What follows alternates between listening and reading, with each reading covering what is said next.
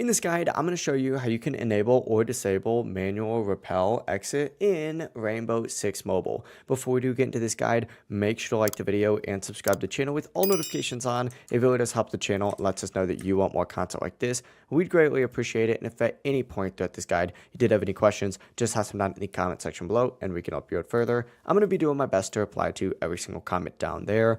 The first thing that you're going to want to do though is start on the main menu and essentially go ahead and select the settings gear icon up in the top right corner of your screen.